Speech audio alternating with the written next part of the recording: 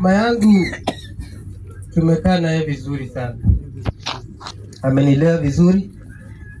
Kila kitu chenye nilikuwa nataka alikuwa ananipea. Na mambo mengine yote amekuwa akinifanyia. Hapo namshukuru, nampea heko. Hata kama amesafiri, nasema Mungu ailaze roho yake mahali pema peponi. Jambo la pili, napenda mtuweke kwa maombi. Tumebaki na kazi ngumu. Kuchunga mzee si kazi rahisi. Mzee amebaki hapo peke yake. Na tuweke kwa maombi ili tuweze kupambana na hiyo janga, tuimalize. Kitu ya pili, nataka niambie mandugu zangu, tafadhali ndugu zangu Benjamin, Edwin, tukue na umoja tafadhali. Na waomba tu, hata kama mtu amekosea jambo, mwambie wewe umekosea hili na hili, turekebishe. At least mtu atasikia alafu atarekebisha. Tusianze kugombana, kila mtu ako kule. Ukienda hivyo mzee atabaki peke yake.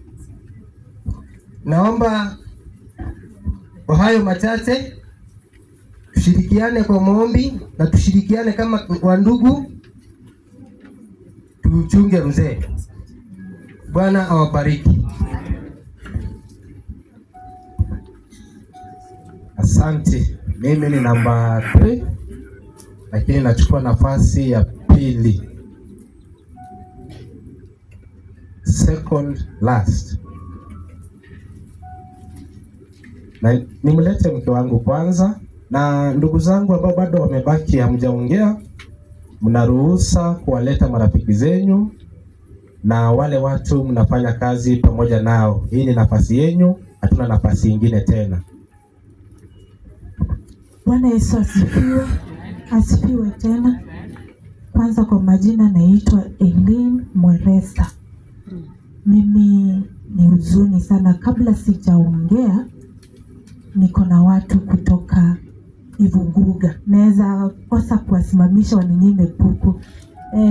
Mama Elizabeth, watu wote ni wametoka Chemogong, wa Msembe wote, naomba tu mkuje, mawili wataongea. Siongee hivyo tu. Lakini Mama Elizabeth na Baba Peter mtaongea, alafu Daktari Hosea njoo. Muda ndio haituruhusu. Dakika moja. Wasimame haraka alafu kwa ufupi.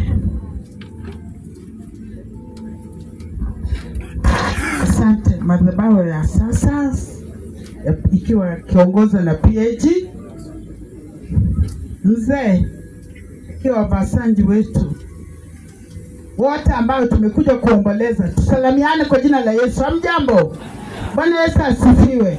Ni huzuni kubwa kumpoteza mama. Mungu wako atawafariji, yeye ndio mfariji wetu mkuu.